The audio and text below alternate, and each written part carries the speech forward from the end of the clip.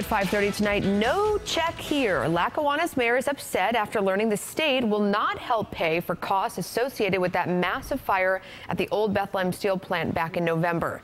Good evening, everybody. The money was formally requested by the mayor to help reimburse the city for costs incurred during the response, cleanup, and then demolition of the site.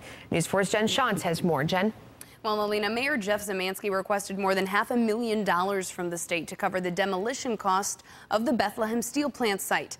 The blaze led to evacuations, a state of emergency, and Route 5 being closed for several days in the aftermath. But the state says it's already done its part.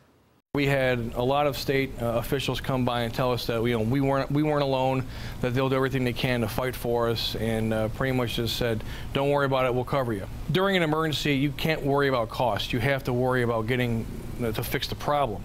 And that's what Lackawanna's mayor, Jeffrey Zemanski, says he did during a 4-day inferno along Route 5. From overtime to 2 emergency demolitions, asbestos screening, and rental equipment, he says November's blaze at the old Bethlehem Steel site cost Lackawanna more than $650,000. We had a healthy fund balance, and we had to tap into our fund balance just to pay off our bills. Monday, he made this letter public. It's from the Executive Deputy Commissioner of the state's Division of Homeland Security and Emergency Services. Essentially, it says the state did its part by providing manpower during the fire. I was very disappointed, and as a matter of fact, I got quite angry with it because I was under the assurance that we would be getting at least some form of reimbursement. It never came. In another statement, an agency spokesperson says the state provided significant assistance from multiple state agencies, and the additional financial help for the city of Lackawanna isn't in the state's budget. Zemanski says he's grateful for the staff he worked with directly last fall.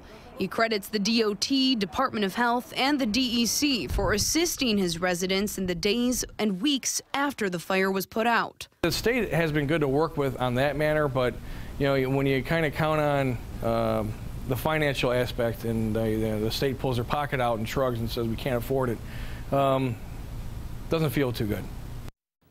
Zemanski says the city is still financially viable. It was just a big blow, both financially and emotionally. The city of Lackawanna plans to put a tax levy on the company who owns that property, Great Lakes Industrial Development. Zemanski says, quote, we didn't knock down our own buildings, we knocked down their buildings. Live in the studio tonight, Jen Shantz, News 4 at 5:30.